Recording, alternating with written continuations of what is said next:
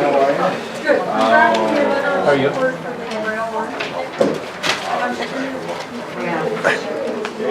It's making me crazy. So I think the first one I got from Newport and only the, I moved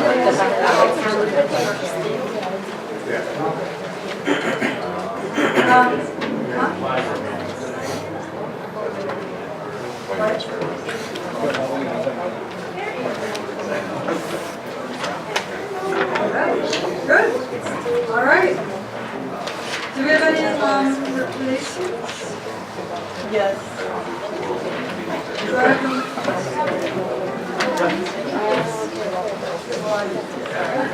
Then you and I have to get on before my car. Don't that you 22 is really? No, they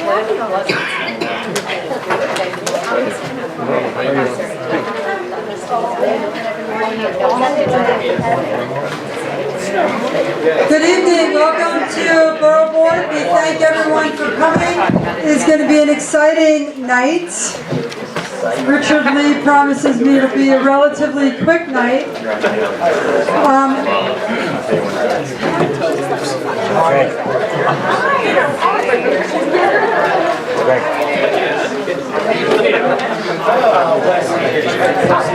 Chuck, how are you?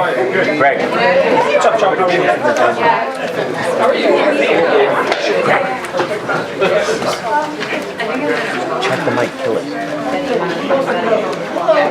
Turn it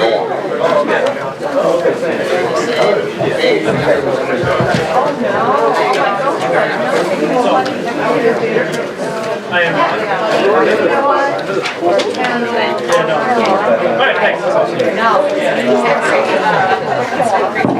Good evening, everybody. In accordance with Section 13 of the Borough Board bylaws, the following vice chairs have been designated by their respective chairs to serve as an alternative. Oh, I can't read anything.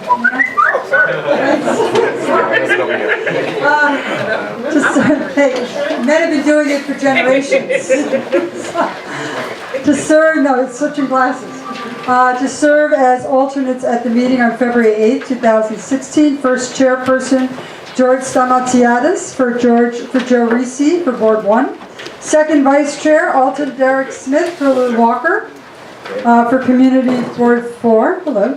Second vice chair, Martha Taylor for Alvin Washaviak. And second vice chair, Riddell Boncourt for Brian Block, Community Board 13. We thank everyone for coming out. Happy Lunar New Year to all. My children appreciated the day at home. Playing in the snow. My son was writing Chinese characters from the computer when I walked out the door, and that was just a really cool thing about having a holiday like this, is the learning curve, and so we thank that. We have a bunch of council members here, and I thank them in order to get a quorum for the TWA vote. They have come, and we thank them. We're going to have two items on the agenda tonight, although I don't have my schedule in front of me. The first is the presentation of TWA Flight Center Hotel at JFK. The second is the presentation of the fiscal year 2017 Community Board and Borough-wide expense and capital budget priorities. I have challenged Richard to do a shorter job than it ever has been done before on the book. But the TWA Flight Center Hotel is an exciting project. Just so you know, 3 community boards voted unanimously for the project. And so we'd like TWA to go through, or I guess Economic Development? Yes. EDC? Hi, Hardy. To go through a quick presentation. You have the resolution in front of you. It's basically a factual resolution of what this application officially entails. So may I ask Hardy to continue? EDC, thank you. Good evening. My name is Hardy Dasco from the New York City Economic Development Corporation. Although the TWA project is an exciting project, you technically have before you the most unexciting piece of it, which is to give the city the authority to continue the lease of the hotel after 2050 if we have not made another lease with the Port Authority or somebody else. So if the city comes into direct management of the site, This will give it the authority to continue the project. We have made full presentations to all three community boards, which have been absolutely supportive, to all of the council members directly affected, and we have a very short 3-minute presentation tonight that Wesley O'Brien will provide, and I'm available, and the rest of the team are available to answer any questions that you have. Thank you. Thank you and good evening, everyone. My name is Wesley O'Brien of Freed Flake, legal counsel to TWA Flight Center Hotel. And I'll be speaking on behalf of Tyler Morris, the CEO of NCR Development, developer of the hotel. Tyler has presented the project to each of the affected community boards, but is not able to be here this evening. Many of you have seen the project presented at community board meetings and seeing it in more detail in the future. I'm going to be very brief. The project team brings enormous experience to the table and has the ability to deliver a transformative project. NCR Development is one of the largest hotel owners in the United States, with 89 hotels in 23 states. The redevelopment plan for the TWA Flight Center Hotel is a public-private partnership between NCR Development, JetBlue, and the Port Authority, and Turner Construction will be serving as the building contractor. The TWA Flight Center is being leased by the Port Authority to NCR Development. The ULURP action before you, as Hardy mentioned, will allow the city to lease the Flight Center directly to NCR Development in 2050 in the event that JFK is no longer being operated by the Port Authority. The term of the lease with the city would then extend from 2050 to 2119. To date, the TWA Flight Center Hotel has enjoyed overwhelming support. As mentioned, Community Boards 10, 12, and 13 all voted unanimously to support the project at both the Land Use Committee and full board levels. Additionally, the project has the support of the Building and Construction Trades Council of Greater New York, the Hotel Trades Council, the Queens Chamber of Commerce, the Regional Plan Association, the New York Building Congress, the Building Trades Employers Association, the Real Estate Board of New York, the Rudin Center for Transportation, Terminal 4 Airlines Consortium, the Kennedy Airport Airline Management Council, Non-Traditional Employment for Women, and the Global Gateway Alliance. The TWA Flight Center Hotel at JFK Airport will preserve the iconic Sarin Terminal, restoring the landmark to its 1962 jet-age condition for generations to enjoy. The TWA Flight Center Hotel will deliver a world-class airport experience, approximately 500 guest rooms, 40,000 square feet of conference, event, and meeting space, 6 to 8 food and beverage outlets, and a 10,000 square foot public observation deck. The project is being funded 100% publicly with no government subsidies. The TWA Flight Center Hotel at JFK Airport will be union built and operated. The project will deliver more than 3,700 construction and permanent jobs with proactive plans to hire locally and to engage minority and women-owned businesses from throughout Queens County. So I thank you for your time and your consideration of this exciting project. We thank you. Is there any questions from council members first? Councilman Trump? Who actually operates the hotel? It will be operated by NCR Development through an affiliated LLC. So what's the affiliated, like what's going to be? It's technically Flight Center LLC, but it's going to be NCR Development as the operator. Do you look at the hotel chain? Like, it's not a Marriott or a Sheraton, it's actually the TWA, it's a private. It's an independent hotel. Standalone? Where else do you operate? Throughout the country at 86 locations. Just the Highline Hotel. On the quality of the hotel itself, who makes sure the standard there is upheld? Who makes sure The quality of the hotel services. all the hotels run by NCR Development are top-notch hotels. Where else do you have hotels? The Highline Hotel as well. Do you have one in Florida at the airport? I don't know.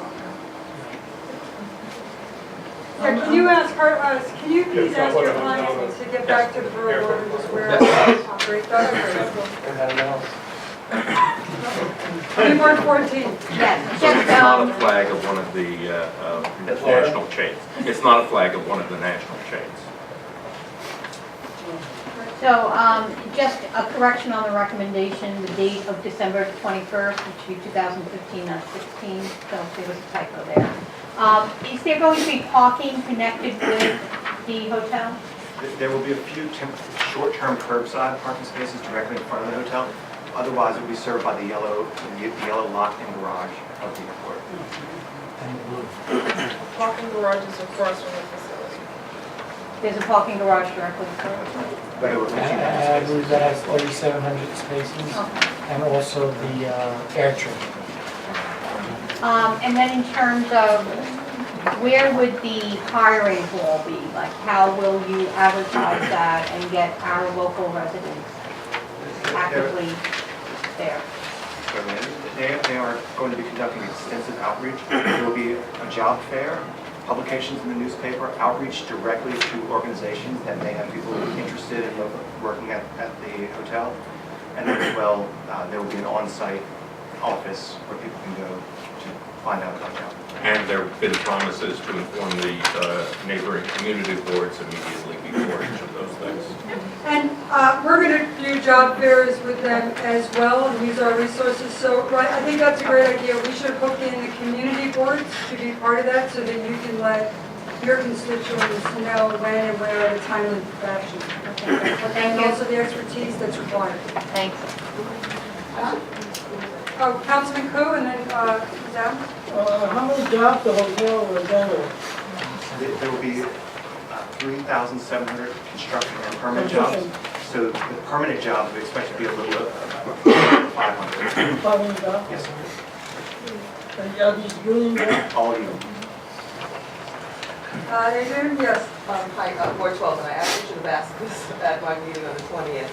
I'm having a flashback with the Resort Casino and employment. But the level of employment that will be available to the community, are we looking at management opportunities for the community as well as lower and middle level opportunities? There will be outreach for all levels. So you don't switch around your senior level employees only, you also allow for applications at a local level. That's the goal. I mean, I think that's really what we're worried about, right? You get folks coming in from California and Florida and Highland or whatever. Okay? Yeah, even though it's not my district, in the past dealing with EDC and the history of how they operate, and I have 28th Avenue, and I've still been asking for, when they do these stuff such as Target and stuff like that, I couldn't get who they hired from the area, so all I asked them was would they provide the zip code so I know that we actually are getting people from the area or we are not getting people from the area. And again, it's 32 years later, I'm on this board, and I still haven't gotten answers for them, and I find that if we're going to continue to get these projects from the city, we should at least know at least where the zone they're coming from. It doesn't matter what color, what age, what rank, whatever ethnicity, but I just would like to know where they're coming from. And I think that that should be included is the zip codes of where we hire these people from. Just to give us an idea that they're going to our area or not going to our area. Of course, they use that little, well, employee theft, so we don't want to take from the area because they're going to be dealing with people in the area. I used to work for Corvettes, and that was one of the game plans they used to have. So there is a history with me that sees how they do it, and that's what just bring it to the attention. What year are you starting, what year are you cutting the ribbon? It's expected that it will be open by 2020. Okay, and so the outreach for employment a year and a half previously, right? But construction jobs, when does construction start? So, right, so, no, I think that's right. So I'm trying to go backwards for you. So a year and a half beforehand, you would start doing outreach, I assume. Yes. And we'd all be involved with that. Yes.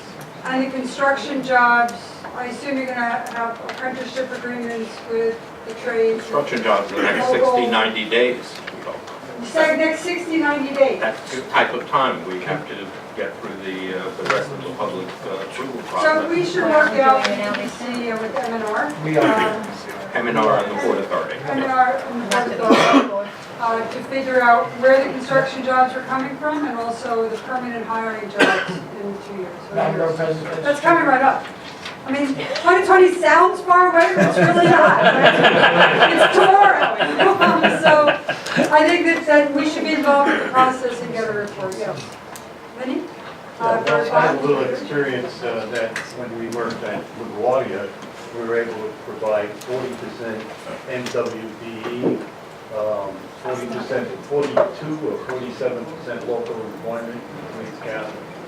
So have you established, has EDC established the percentage of goals that the developer and contractors will be seeking to meet? Because the hotel is being constructed during the time of the Port Authority lease, the Port Authority has established those goals. I think, but I'm not positive, I know we discussed it with the community board meetings. I seem to remember that there was a specific 17% construction goal, and the contractor described that in his last job, he substantially achieved above that. As I said, Contract is Turner. When we dealt with Turner and his subsidiaries on the Resorts World project, they were very forthcoming about it. we have a history of a 40% range, but in Newark, for instance, I don't think they got above 12 at Newark Avenue. So, They also did, As I say, the Port Authority negotiated that portion of it, not the city. Any other question? I don't know how many, oh, sorry. I just wanted to know, is it gonna be basically for, people flying through, or is it gonna be open to everybody? It's definitely going to be open to everybody. It's the only hotel on the airport grounds. They expect that there'll be a substantial amount of fly-in conferencing from where multiple cities meet here. But it's going to be the largest convention space, meeting space in Queens County. And there's an expectation that there'll be a large number of local events there. And also all of the restaurants and facilities, of course, will be open to people who are coming to visit. So it's not just people flying through. I think we were envisioning, at least when I heard this, that the community could use it as a conference center and for formal events. Anybody else? Questions from the board? No? If you haven't seen the pictures and, they kept their presentation brief, do you have any handouts or pictures at all? We do not propose. So we will gather the presentation that they made at the hearing for the Borough President's office, and we'll send them to you. Okay. It's a lot of the old TWA uniforms. It's really meant, I think, to be retro, right? It's meant to be retro. That's the right word? Retro design, forward electronics. Like even down to the ETA of all the flights, the old fashioned, not the computer. Apparently they can only do a few of those at a time. Sure. Can I just, one more thing, can I just express a concern? If construction's gonna start in 90 days, and Well, there hasn't been outreach to the community yet, I'm The really... intention is to start immediately after the completion of the public review process. There's still, it is going to be more than 90 days away. There's still, the City Planning Commission has 60 days, the City Council has 50 days, and it will be after that. So it's more than 90 days away. Okay. So we are going, here's just, I'm sending around some pictures. So we are going to vote, if there's no other questions. We have a quorum. Is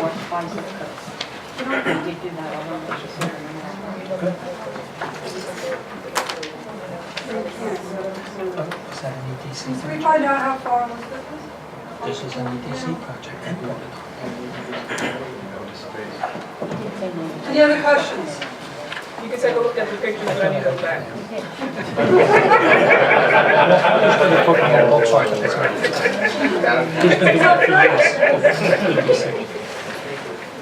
All right, so we're going to wait 5 minutes for Elizabeth. Hopefully she will be here. She's supposed to be on her right.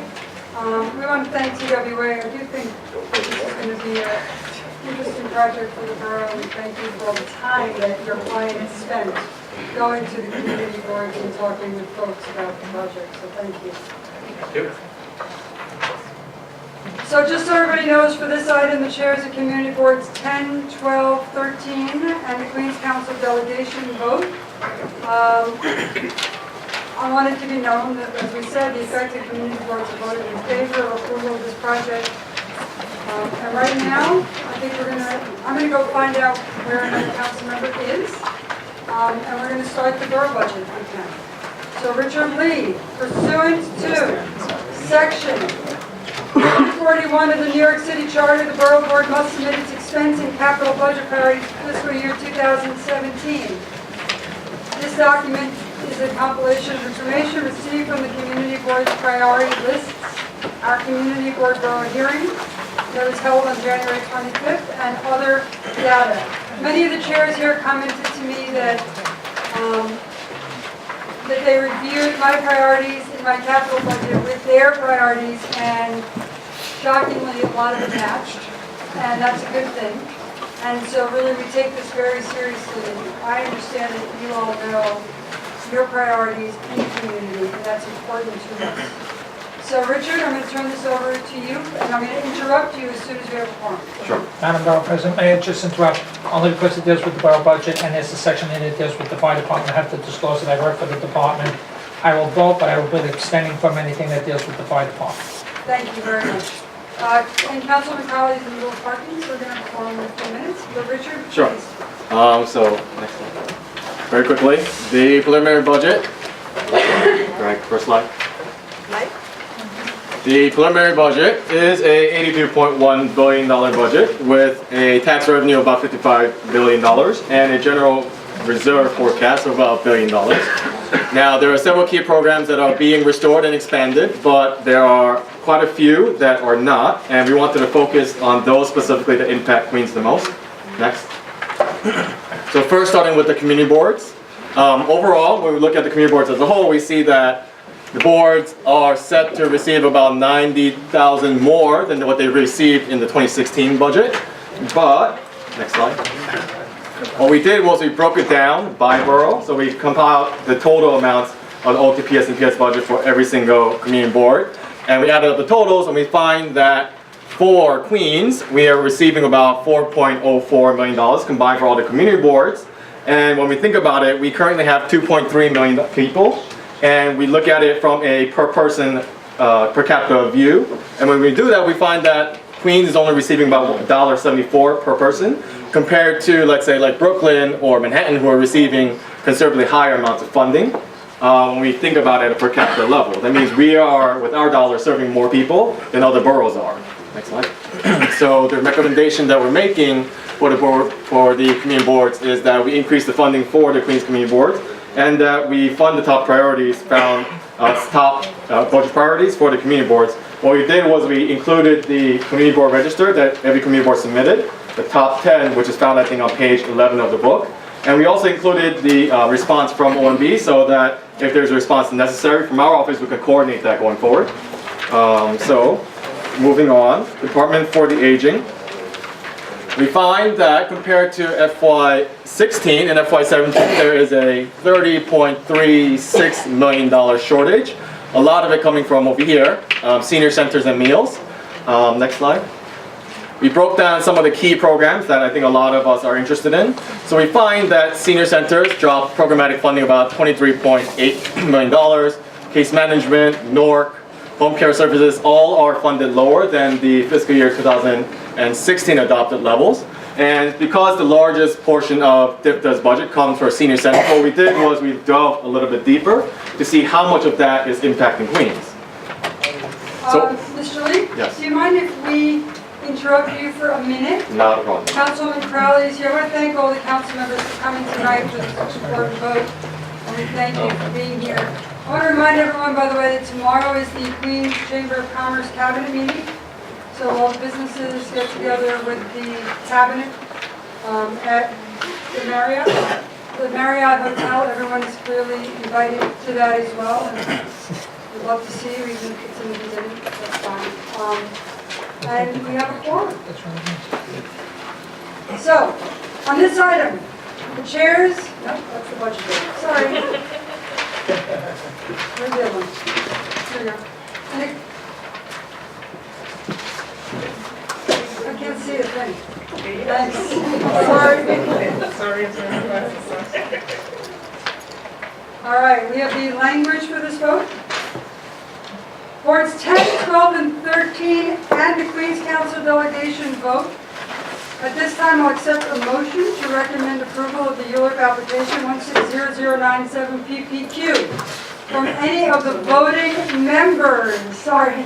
Betty Bratton, So moved. second. I'll second. Christine, second. Anybody else from the voting members? Councilman Grodenchik, thank you. All in favor say aye. Aye. All opposed? The motion is carried. We thank you. We will keep the roll open for any council members that come thereafter. Before the council members leave, let me point out something to the chairs of the community boards. A lot of what we do is done together with the council members. So our office and the council members all talk a lot over the next month or so, and I know there's a lot of local media here also. And you should all know that a lot of the projects are done in conjunction with one another. And so the discussions are ongoing, but we look forward to working with you together. But you should also have these discussions not only with our office, but with your council members, and we will look at projects together as well. Okay? Thank you so much for coming. Mr. Lee. Sure. So what we did was we looked at all the senior contracts that came in over the 4-year period of the life of the contract. These are 4-year, multi-year, I'll wait until everyone goes through.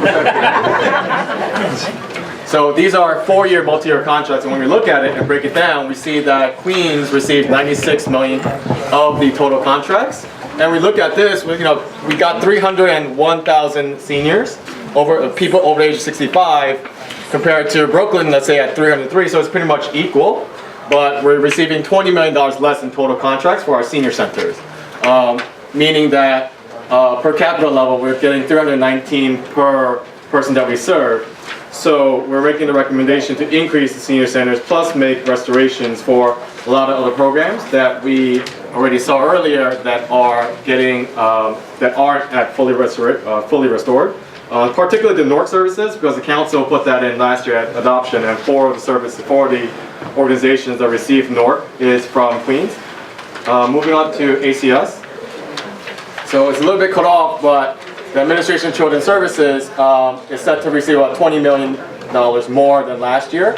The biggest cut is actually coming from their staple program up here, child care services. So what we did was we looked a little bit deeper into child care services. Next slide. So right now, out of all these center-based sites, there are 426 total center-based sites for fiscal year 15's award throughout the city. And out of all of that, Queens is home to only 46. So we get about 10% of all the sites, child care sites throughout the entire city. So added to that is that community boards 5, 10, and 11 don't have any sites at all. So not only are we completely shortchanged, we don't have sites in the whole community districts as of right now. Next slide. And what we did then was we looked at it at a slot level. So we counted by centers, and when we look at it by slots, including the center-based slots plus the vouchers, what we did was look at all the early learn slots that are available in the city for all children under 5. So there are a total of 68,454 slots for infants, toddlers, and preschoolers. And when we look at it at a borough breakdown, we see that Queens gets 8,152. Compared to like Brooklyn, who gets 27,000, Manhattan at 10,000, and the Bronx at 21,000, which means that we only get about 12% of the total slots that are available for childcare for our borough. Now, this column over here indicates how many people actually qualify. This is the number of children that are below 200% of federal poverty level. And so we have about 59,000 children who are living below that level. And so we're only covering about 14% of the children who actually need subsidized childcare right now in the city. We delved a little further and we looked at the, next slide. We looked at only the infant and toddler. So before it was children under 5, infant, toddler, and preschool, but UPK rolled out, and so there's some level of service for the 4 and 5-year-olds. So we looked at only 0 to 3, and we still see that Queens receives about 3,000 of the slots. So that's about 13.5% of the total of the 22,000 slots. So 3,000 out of 22,700 slots that we received. Meanwhile, we have about 32,000 children under the age of 3 who need these services. So we're only covering about 10% of all the people that we need. So when we look at it as a whole, in terms of early learn childcare, we're really not receiving all the services that we can. Now added to this is that, next page. Added to this is that right now the average cost of childcare in Queens, in the market, is about $920, and the median rent right now is about $13,040, $50. So for a person, a family of 3 who are living at 200% of federal poverty level, they're spending about 68% of the budget just on childcare and rent alone. So our recommendation is to increase the number of early learner slots and early learner sites in Queens, including Head Start, because now Early Learn NYC covers childcare and Head Start, and to continue the City Council initiatives that the City Council funded in last year's budgets. So DYCD, it's going to is right now currently underfunded about $116 million. A large part is coming out from their staple program over here, $30.7 million from out of school time, which is now called Compass NYC. This is all in their after school programming. So we looked at these contracts too to delve a little deeper to see how Queens is faring out right now. So out of the total 904 contracts, sites, that is funded in the most recent round for Compass funding, 177 are currently in Queens, representing about just under 20% of the total sites. We receive about $49 million to cover all of that. So we're receiving about 19% of the total funding award for after school. But if you think about the number of children that we have that are being covered under Compass, we're being considerably left out in the number of children that we should be serving, the number of dollars that we should be receiving, because we're receiving so much less compared to other boroughs that has less people. Next. So again, our recommendation is for increase of Compass NYC sites. The one thing that this year's budget didn't include is the summer programming for youth. And what happens every year is that the City Council has to put it in as a restoration at adoption. But the problem with that is that by the time adoption happens and the organizations know that they're going to get funded for summer programs, it's already like halfway through the summer. And so parents aren't able to like plan appropriately. So we're making a recommendation that it has to be put in the executive budget, and our PBA should as soon as possible, so that parents can actually plan for their students, for their kids to go to these programs. Next. So DOE, we see that in their operating budget, they're about $971 million greater than the previous year. But for DOE, we actually looked at it from a capital perspective. So we started with looking at the overcrowding rates for each type of school. So for elementary, so right now utilization of our elementary schools are about 120%. So it's the greatest out of the 5 boroughs. We have the highest utilization rate for our elementary schools. Middle schools is about 90%, which is the greatest in middle schools. The SCA splits it up between PS and IS and PS. So for PS and IS, we have 106. For high school, we have the highest overcrowding rate at 113%.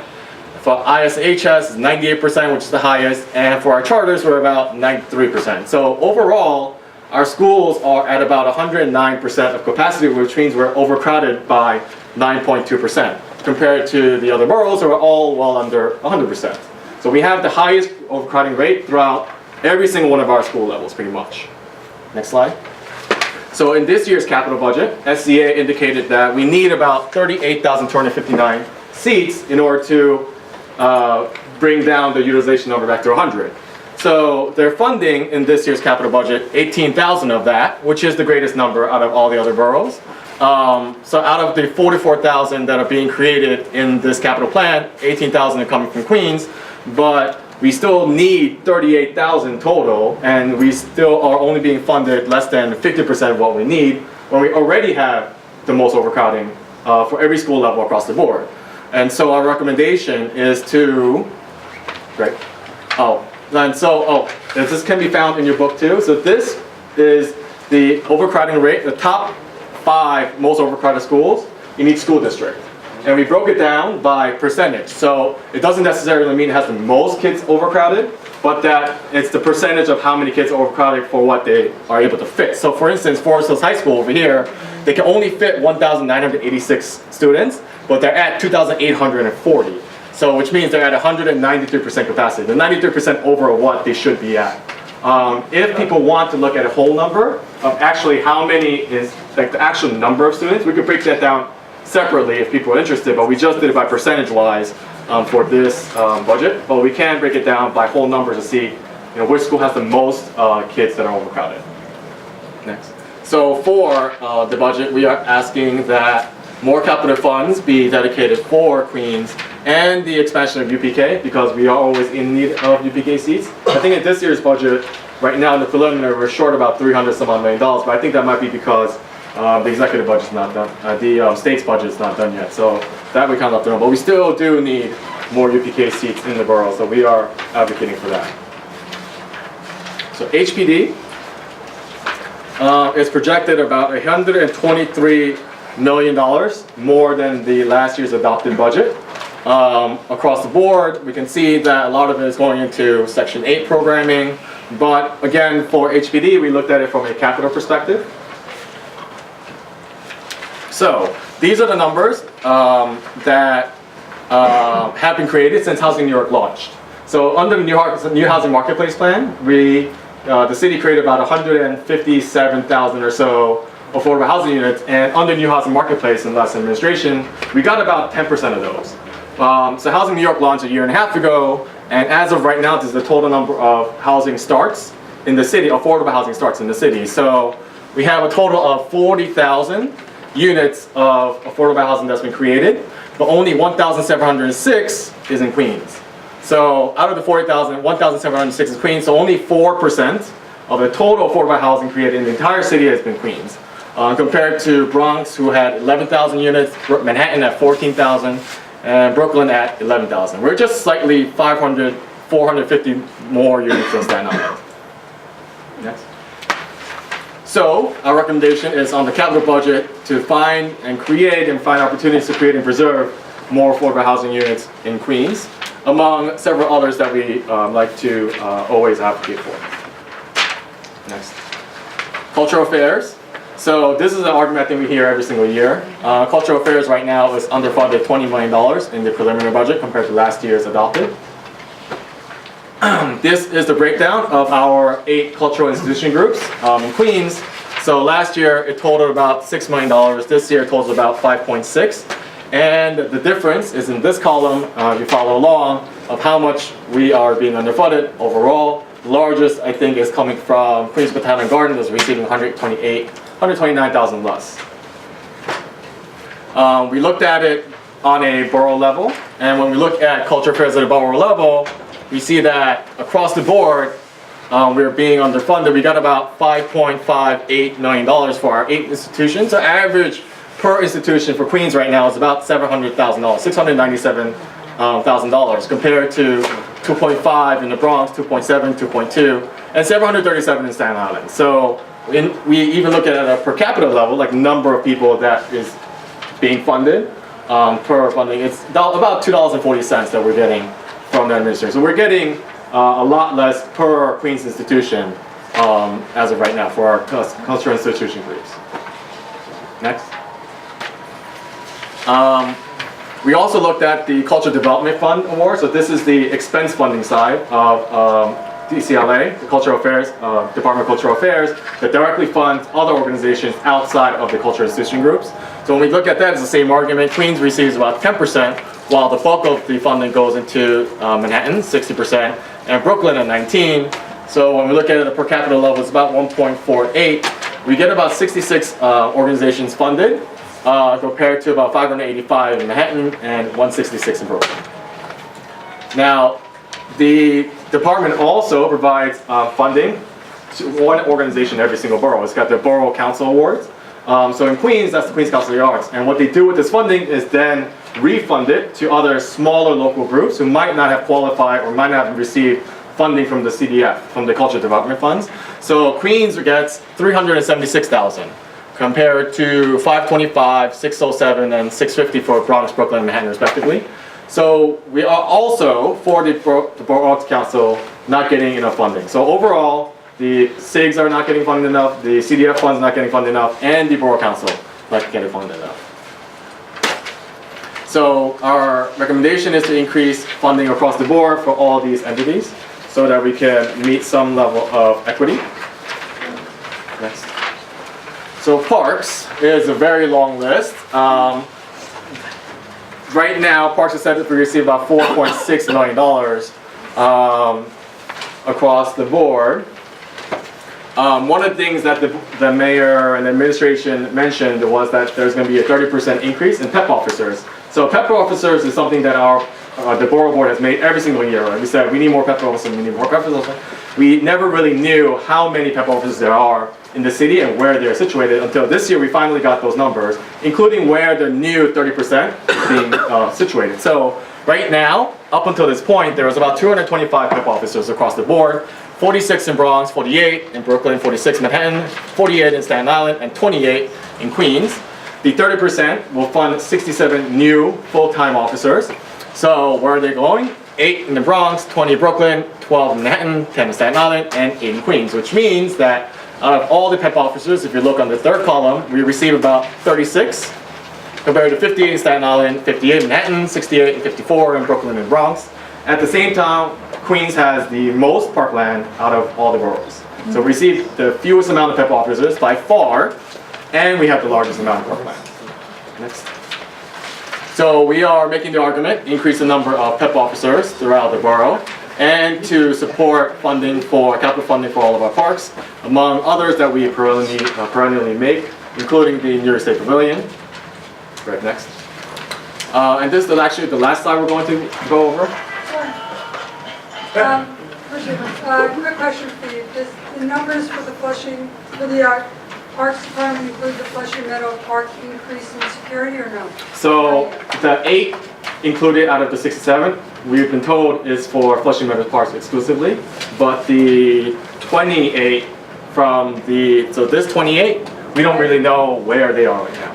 All right, and so it's that 28 plus the extra 6 that the mayor just announced. Yeah, the extra 8. Yeah, so it brings our total to 36 compared So to. that's what that number is. Yeah, this is what that number is. There's a total PEP officers for our borough, for each borough in this column.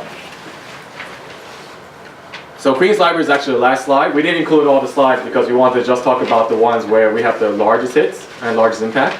But I want to talk about Queens Library, at least Queens Library, because one of the things that is indicated in the mayor's preliminary management report is that for 2017, there's going to continue to be 100% 6-day service across the board for all of our libraries. So that was in the preliminary budget report, management report set up by the mayor.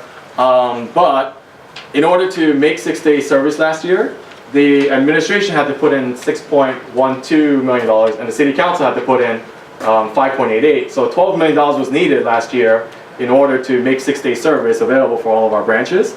But this year, the baseline only includes the 6.12, so we're 5.88 short in order to make 6-day service, but the management report still states that we're going to hit 100% 6-day service, and the only way that'll be possible is if the library were to reallocate funds within it in order to hit it. So the recommendation that we're making is that the expense budget for the executive budget include full funding for 6-day service, among others including capital funding support for the borough's needs. So that is all of it. It was pretty fast. I mean, about 30 to 25 minutes, I think. There are other sections we didn't bring up here, but if you do have any additions you would like to make to the book, let us know within the next 2 weeks or so, and then we'll add it to the book. Our formal submission is due on February 25th. So by that date, we'll put in any other additions that you feel is necessary for the budget book, and we'll include all of that. Any questions? There's a lot of details in the budget book that we didn't talk about here. Yeah. We went over the highlights of things that we think are extremely important, like the 6-day service and the Parks Department, and things that might not have been obvious, right? Like the extra park workers for Flushing Meadow Park, things like that.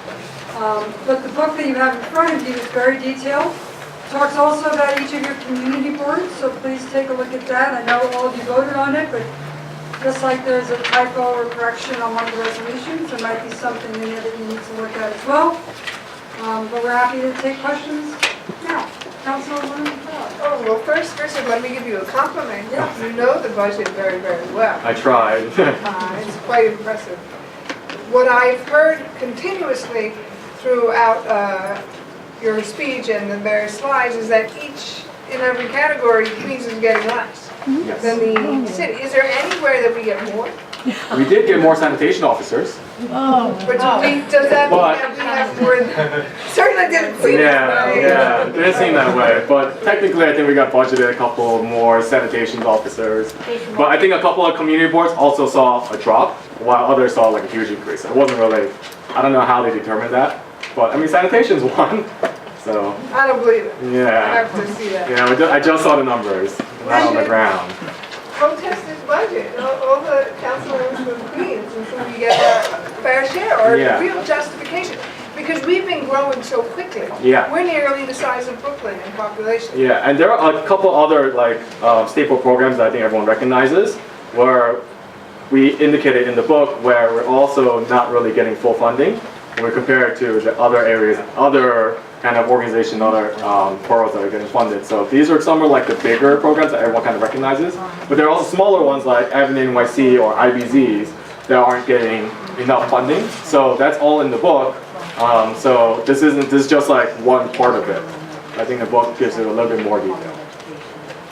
I think one of the areas that we do decently in is the Department of Education capital funding, right? Unless, Yeah, we get the most, so this year we got the most capital, but we also have the highest needs. So while we are finally getting caught up, it's not nearly enough to answer the actual need of what we have. We're still, I think the number was about 30 some odd thousand that we actually need to be at a normal kind of overcrowding rate, but we're getting less than half of that. I mean, last year it was actually worse, so this year they did a little bit better, but still we are at the highest overcrowding rate for every single grade level, right? So every single grade level we're being overcrowded, and we need the city to really put more capital because it takes a lot of years to build out these schools.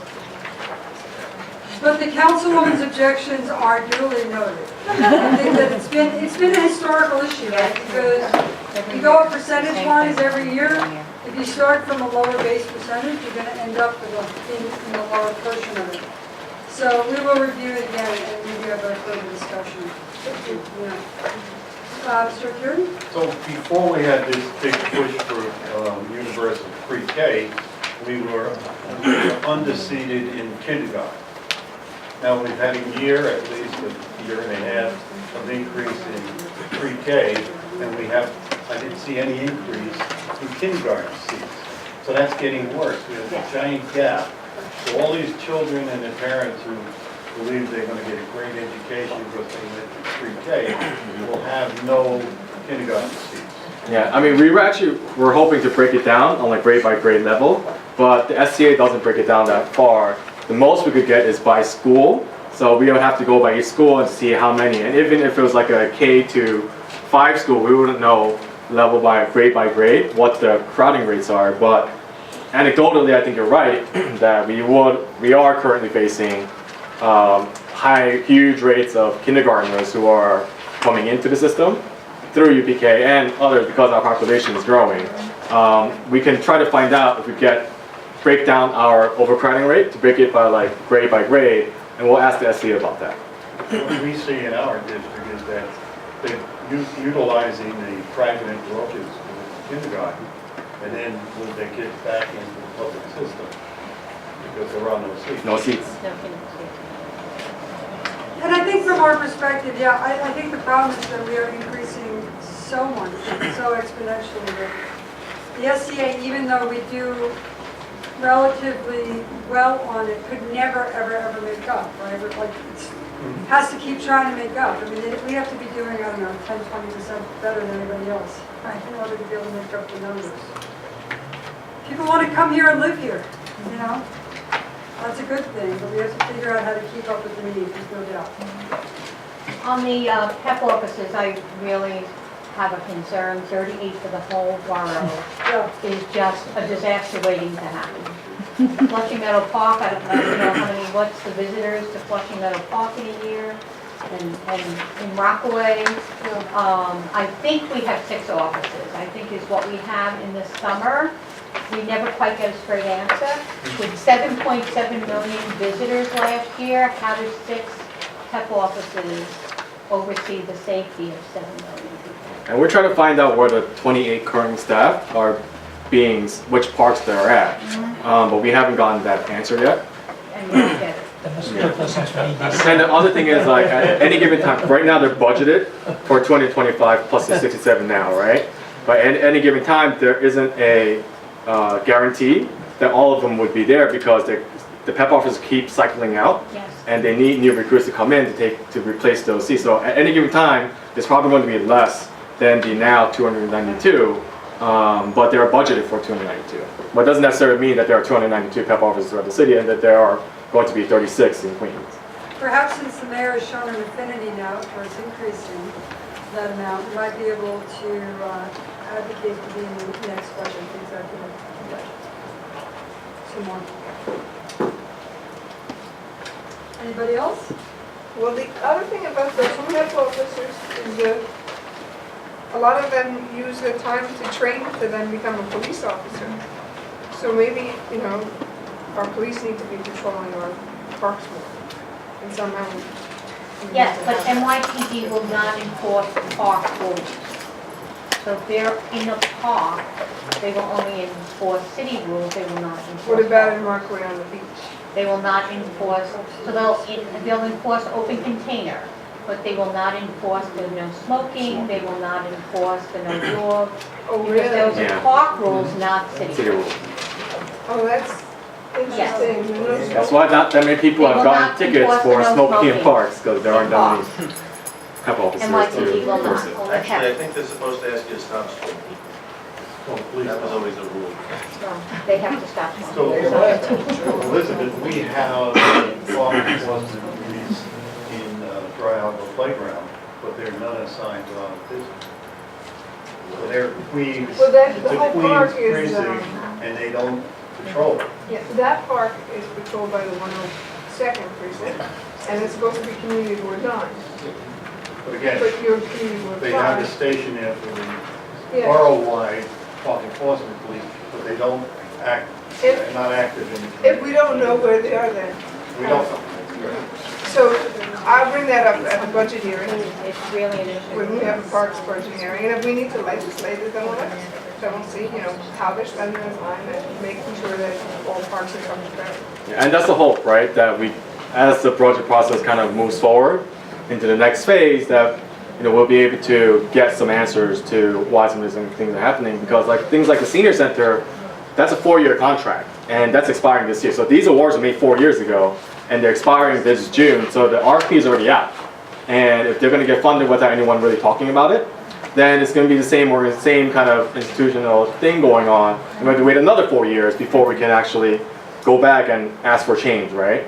Because it's a multi-year contract, and these aren't small contracts. These are millions of dollars contracts that, they're congruent meal contracts essentially. But they feed all of our seniors, so we have to think about this in like a immediate kind of need because these contracts, they only come up every so many years. I think that can I get a great, big, loud round of applause for Richard Lee?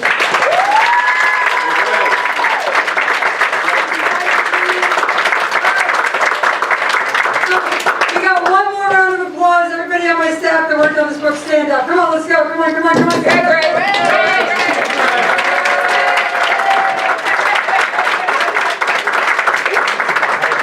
Two-man show. Yes, we really do appreciate the work that goes into making the Borough Board priorities. I also want to point out to the chairs, please, in the next few weeks, if Richard calls you, please remember the name Richard Lee. Because we have to do our budget priorities before anybody else, like any of the council members. So if I'm going to issue capital money, allocate capital money, it's got to be done by when? 21st, March 21. March 21st. So over the next few weeks, we're going to be calling your offices, talking about capital allocations, trying to figure out, priorities that may have come up over the last few months, but also what your real priorities are as well. So please return this call. And I think we are ready. Yes? So for this item, the chairs of the community boards and the council delegation vote, but the council delegation usually abstains. Okay, I'm just, like you can vote on it. We need more money. We need more money. I think that Okay, what I do is, last time I just pursuant to abstained, section so now I just 241 of the New York volunteered City and Charter, the abstained Borough just for Board 5 must submit its expense and capital budget priorities for They said I fiscal could do year 2017 to the mayor and the city council. At this time, I'll accept a motion to recommend approval of our priorities of budget for fiscal year 2017. Motion to approve? By Board 1, George, second. Second. Board 12, all in favor, say aye. Aye. All opposed? We thank you I very vote yes, abstaining from the Department of Education portion of the budget. And I vote Okay, yes, we'll know it's that Jean, that you are, fire department. yes. All right, anybody else? We thank you very much. Tomorrow, like I said, is the Borough Cabinet, and our next meeting is, March 14th. thank you, Howard. March 14th, thank you very much. We have everyone. extra Happy copies Lunar of New the Year. slideshow if anyone needs.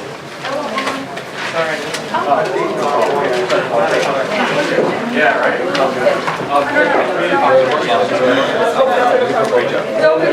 Who's wanting to make finger puppets?